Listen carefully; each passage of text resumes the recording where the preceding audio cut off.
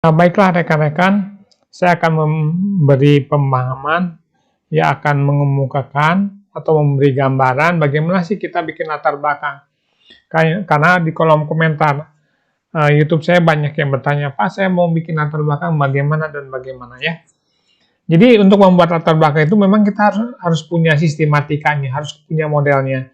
Ya, karena latar belakang itu dinamis ya.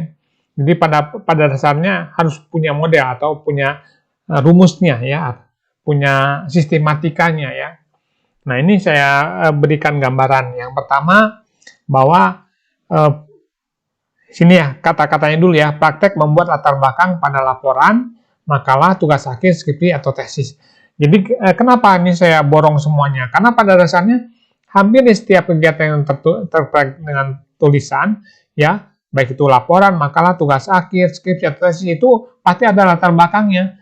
Nah, yang jadi pertanyaan bagaimana saya membuat latar belakang, ini yang sering jadi pertanyaan, atau saya idenya apa ya membuat latar belakang ya.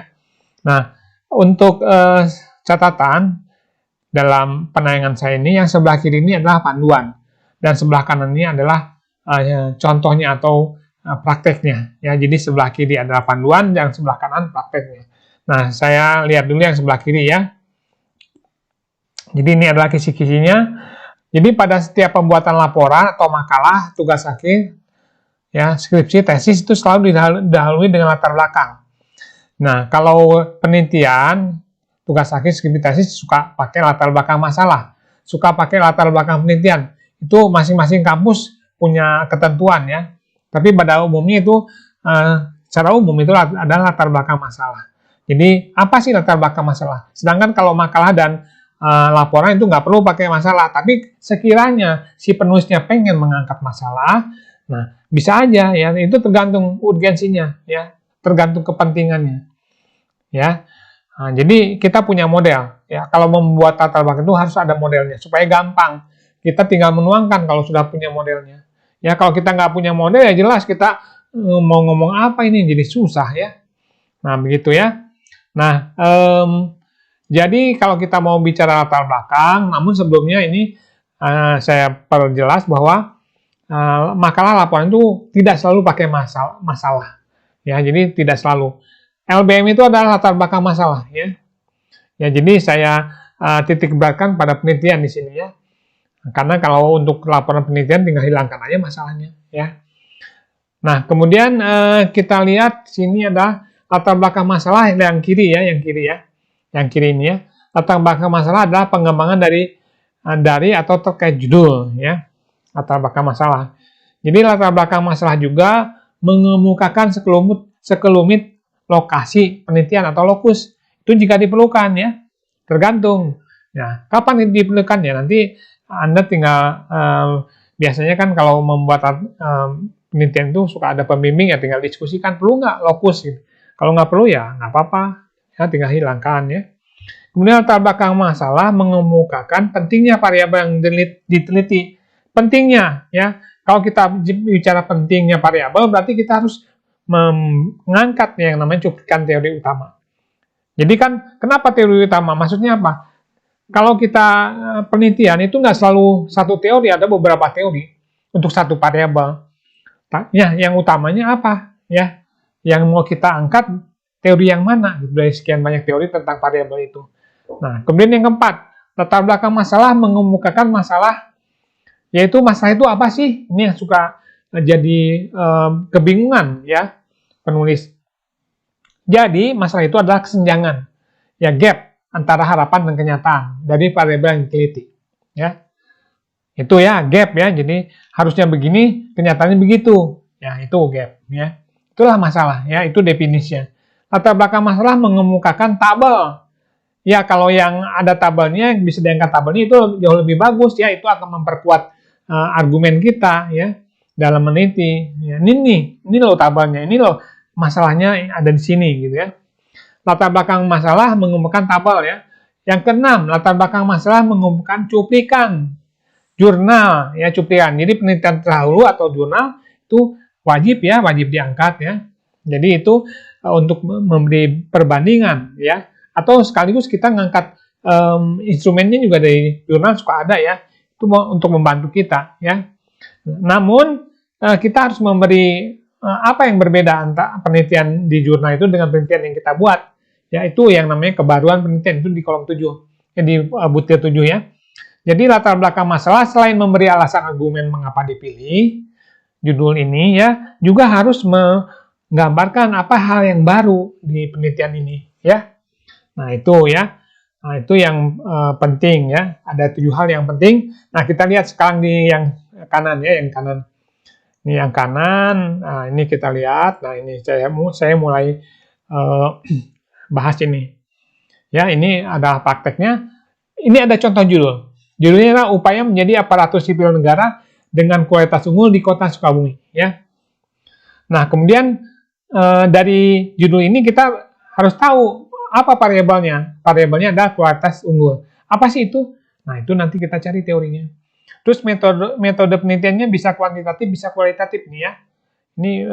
Ini satu variabel, jadi kita bisa pakai kuantitatif juga kualitatif, tergantung kita maunya. Dan tergantung mudah atau tidaknya nyari data ya. Nah, jadi kalau kuantitatif itu kan cirinya pakai instrumennya angket ya, kuesioner.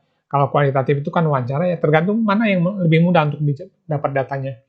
Nah, terkait dengan siklusnya atau urutannya ya, urutannya kita lihat ya sesuai dengan yang sebelah kiri itu ada 7 item, itu dinamis, tidak harus selalu itu ya, kita dinamis, ada yang perlu dihilangkan, ada yang nggak perlu ya. Kita lihat kalau yang kiri itu kan LBM, latar belakang masalah, pengembangan dari judul, terus mengumumkan lokasi ya. Nah kita lihat urutannya. Nomor 1, kemukakan sekilas tentang Kota Sukabumi, ASN Kota Sukabumi ya, itu ya. Nah itu ya, jadi nomor 1 dan 2 itu dirangkum ke nomor 1. Terus yang kedua, kemukakan tentang kualitas ya. Nah itu cerita tentang variabel kualitas unggul. Dan jadi kalau kita bicara variabel ini ada berapa suku kata, ada kualitas unggul ya. Jadi ada 2 suku kata ya, jadi kualitas apa, kualitas unggul apa ya. Ini diambil dari teori. Terus yang ketiga, kemukakan masalah ASN, harapannya kenyataannya, yaitu sama ya dengan yang di kiri ya. Dan kiri kan kemukakan masalah ya. Masalah itu apa? Kemukakan masalah tuh, itu ya sama ya. Yang keempat, kemukakan tabel terkait kualitas unggul jika ada nggak ya tabelnya. Bagus loh kalau pakai tabelnya, itu akan memperkuat, memberi kejelasan kalau kita ngapain nih, alasannya apa kita nanti. Kemudian yang kelima, kalau yang sebelah kanan, kemukakan jurnal penelitian. Ya, sama. Ini juga ada jurnal ya. Jurnal itu apa? Ya, apa yang pentingnya ya. Tapi cuplikannya ya, bab 1 dengan bab 2 bedanya itu. Kalau di bab 1, jurnal itu yang diangkat hanya cuplikannya saja. Ya, nggak usah semuanya, nggak usah lengkap. Ya, cuplikannya aja. Ya. Terus yang keenam, kemukakan apa pentingnya mengangkat judul ini ya. Kalau di sini kan yang ketujuh ya, ya sama aja. Oke, itu contoh yang pertama. Sekarang kita masuk contoh yang kedua. Ya baiklah rekan-rekan, ini untuk yang selanjutnya ini adalah kita bahas dari yang masalah yang ini nih, atau membuat latar belakang masalah. Di judul ini pengaruh implementasi ya. Coba saya blok dulu ya. Nah. Yang kedua ya, yang kedua kita bahas ini. Pengaruh implementasi kebijakan Permendagri, Peraturan Menteri Dalam Negeri Nomor 130 2018 terhadap kinerja pegawai di Kelurahan XYZ. Ya, ini saya pakai inisialnya. Nah, kemudian kita lihat yang kiri, ya yang merah ini ya. Latar belakang masalah adalah pengembangan dari judul, juga kita bicara lokus ya, kita lihat ini nomor 1 dan 2 disatukan ke nomor 1 ini. Kemukakan tentang kelurahan ya, yaitu yang pertama, kelurahan itu apa sih? Terus kelurahan XYZ itu apa? Bagaimana visi misinya? Itu nomor 1 ya. Jadi dari apa yang ada di nomor di sebelah kiri itu praktekkan ya di sebelah kanannya. Ya, kemudian yang nomor 2, kemukakan tentang kebijakan. Nah, itu pentingnya variabel ya di cuplikan teori. Jadi apa sih itu kebijakan? Implementasi kebijakan itu step by step ya. Jadi kebijakan itu apa? implementasi kebijakan itu, ya, terus kebijakan permen dan sekilas tujuannya apa, yaitu ada ya, setiap permen pasti ada. Kemudian yang ketiga, kemukakan sekilas tentang kinerja. Ini kan variabelnya dua ya, antara lain yaitu implementasi kebijakan itu yang pertama, yang keduanya adalah kinerja pegawai. Ya, jadi ini karena kinerja pegawai itu adalah variabel yang kedua, kita kupas sekilas ya, sekilas nggak usah banyak-banyak. Nanti kalau banyak-banyak ngambil porsinya bab 2 ya.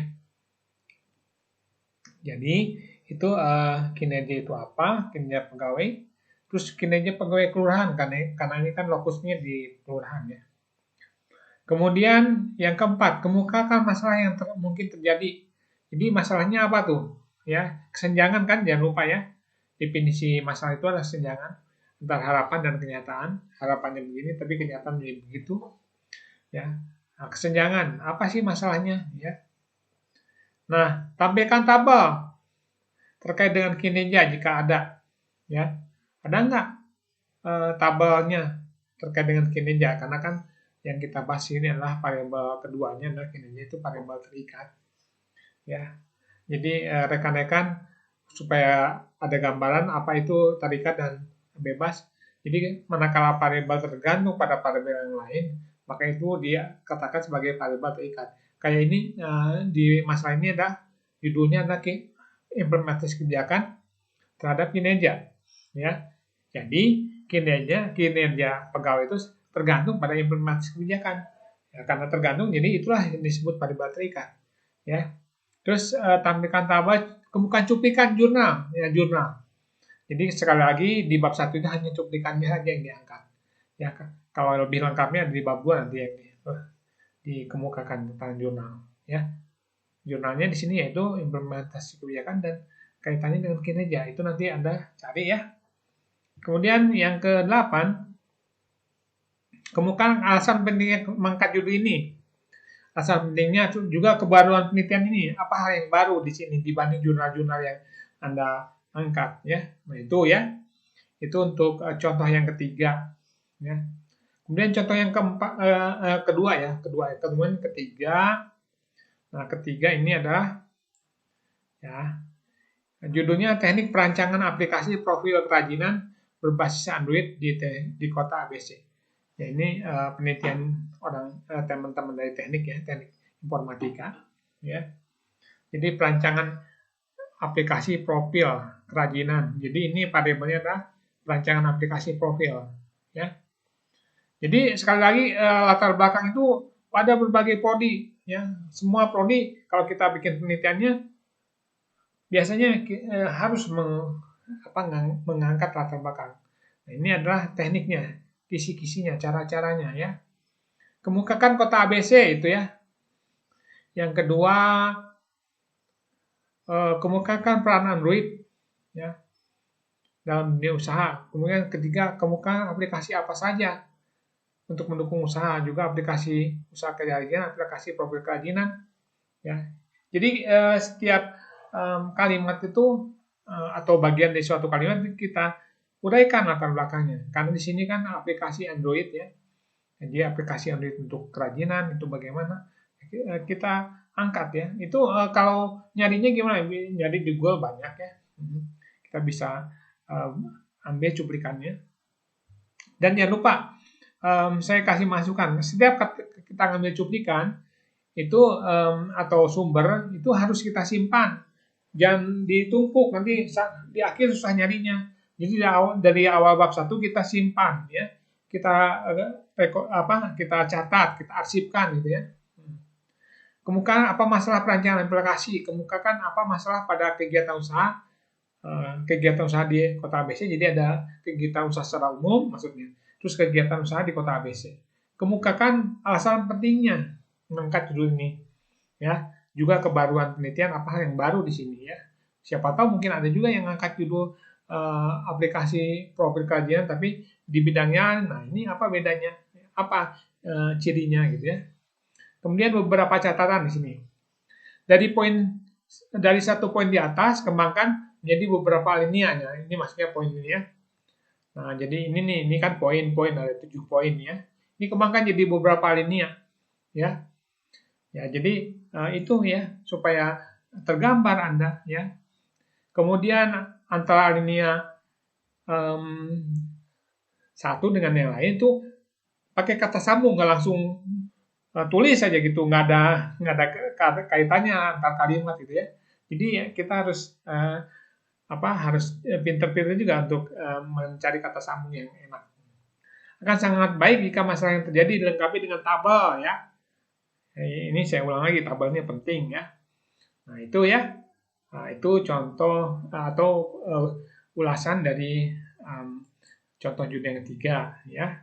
Nah berikutnya kita lihat contoh membuat latar belakang ya. Nah, gitu ya.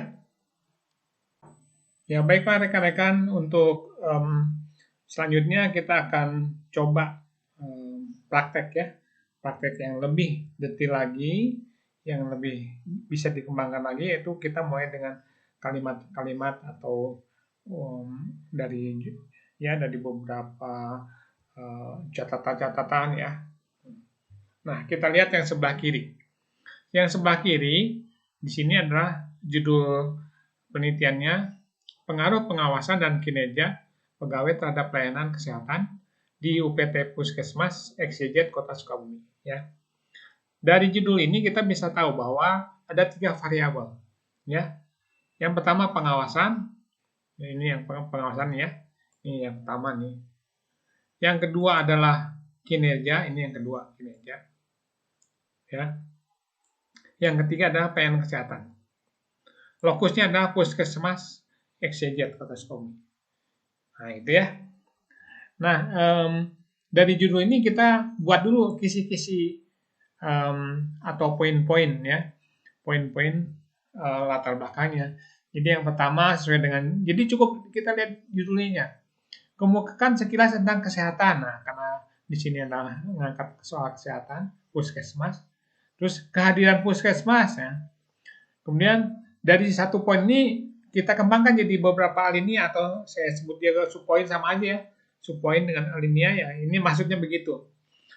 Nah, jadi alinea pertama pentingnya kesehatan ya. Yang kedua ada pentingnya puskesmas. Yang ketiga sekilas tentang puskesmas XYZ, visi misinya ya. Kalau ada, tapi kalau nggak ada juga sekilas saja ya. Kemudian yang kedua, dari judul ini kita kembangkan latar belakangnya, kemukakan tentang pentingnya pengawasan ya. Nih, dari situ kita kembangkan lagi. Nah, pentingnya pengawasan itu dari pertama peran pengawasan, yang kedua pengawasan oleh pimpinan ya. Tuh. Yang ketiga, karena di sini ada variabelnya bukan hanya pengawasan tapi juga kinerja, kita angkat juga kinerja, cuplikan teorinya ya. Yang keempat, kita kemukakan juga tentang pelayanan kesehatan, cuplikan teorinya. Yang kelima, tabel ya, tabel juga kita angkat ya, tabel terkait dengan kinerja atau berbagai hal pelayanan kesehatan di puskesmas ini ya. Ini kebetulan ada ya. Nah kemudian kita mulai ya, kita ke bawah, scroll ke bawah sambil scroll juga ini. Nah ini judulnya ya. Nah sekarang kita mulai yang pertama. Kesehatan merupakan hak asasi manusia. Nah itu kan sesuai dengan di sini pentingnya kesehatan ya, kita tulis ya. Nah pentingnya kesehatan, pentingnya puskesmas ya, puskesmas merupakan ya. Nah, jadi kalau ada kisi-kisinya kan kita enak ya, tinggal cari sana cari sini gitu ya. Tinggal kembangkan pustaka-pustaka yang sumber-sumbernya, dan jangan lupa dicatat ya.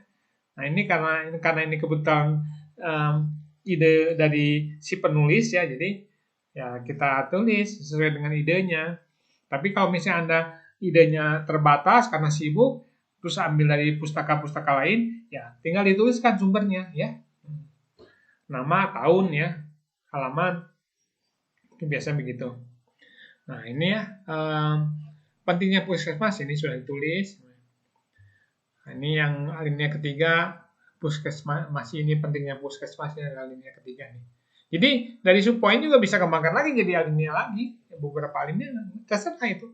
Sejauh Anda bisa menggalinya ya silakan, bagus. Yang penting satu sama lain aliniatnya terkait, nyambung ya.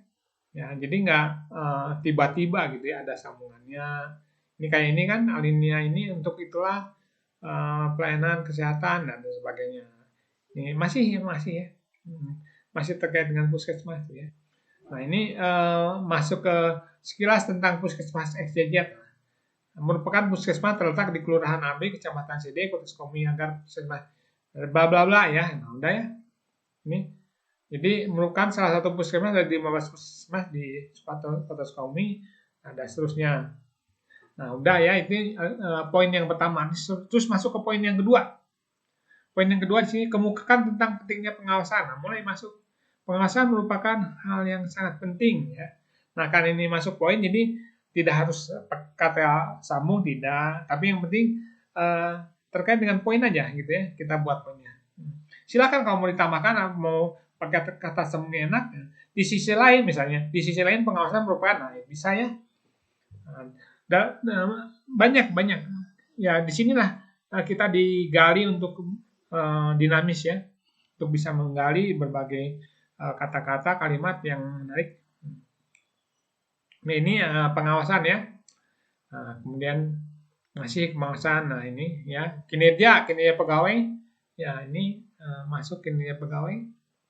Kemudian juga kinerja udah cuplikan teori. Nah, ini cuplikan teori kinerja ada di sini ya, Mangkunegara 2010 ya. Ini cuma nama dan tahun ya. Kalau pakai halaman jauh lebih bagus. Nah, ini Ground Rules ini cuplikan teori yang ketiga ya, karena pakai yaitu kepuasan masa pelayanan kesehatan ya. Mulai di pelayanan itu apa ya. Ini penulis awalnya adalah Ground Rules tahun 90, kemudian dikutip oleh Sujono 2018 ya. Ini jadi pernyataan pertama itu dari Ground Rules, kemudian dikutip. Ini maksudnya Ground Rules 90-27 dalam Sujono 2000. Nah, ini berarti teori yang dikutip ya.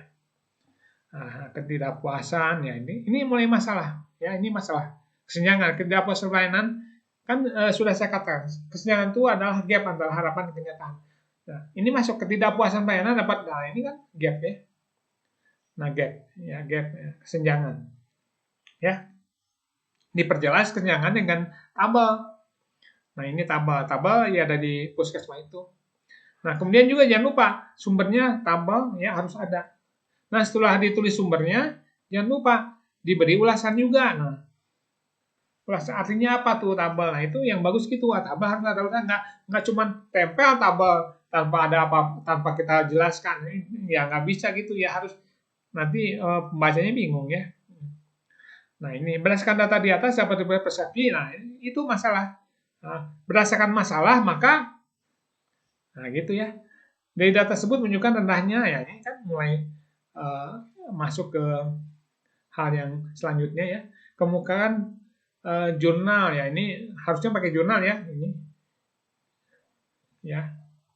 Untuk mendapatkan suatu hasil pekerjaan yang baik bermutu tinggi, ya ini silakan nanti Anda tambahkan, saya udah beri catatan, tinggal tambahkan aja jurnalnya ya. Berdasarkan nah ini masuk ke pentingnya ya. Penelitian ini kebaruan penelitian. Ya, oke ya. Jadi sudah tergambar. Jadi setiap latar belakang harus ada kisi-kisinya. Kita buatkan dulu ya. Kisi-kisinya dalam bentuk poin-poin dikembangkan jadi alinea. Kita tulis dulu, baru kita kembangkan. Enak kalau gitu. Kalau kita tahu judul terus kita tulis ya pasti bingung. Pasti bingung. Baiklah rekan-rekan, saya memberikan catatan. Yang pertama, bahwa latar belakang itu ada di setiap karya tulis. Mulai dari laporan, proposal, makalah, tugas akhir, skripsi, tesis, sampai disertasi ya. Ya, itu pasti ada yang namanya latar belakang ya. Yang kedua, sebelum membuat latar belakang, disiapkan terlebih dahulu kisi-kisinya. Ya, siapkan dulu ya kisi-kisinya. Tadi udah saya beri contoh. Kemudian jika sudah ada kisi-kisi, akan mudah mengembangkan jadi kalimat-kalimat dan alineanya sampai ke paragraf-paragraf ya. Nah, itu ya. Jadi dari kisi-kisi kita bisa jadi uraikan jadi kalimat-kalimat, alinea sampai paragraf-paragraf. Kemudian yang terakhir nih, setiap sumber pustaka wajib disimpan, diarsipkan, ditulis sejak awal, dikumpulkan ya, jangan sampai tercecer. Jika tercecer akan sulit mengumpulkannya kembali, malah hilang, kan repot ya. Itu ya pesan saya. Sekali lagi sukses ya. Semoga Anda lancar dalam penulisan. Sampai ketemu lagi.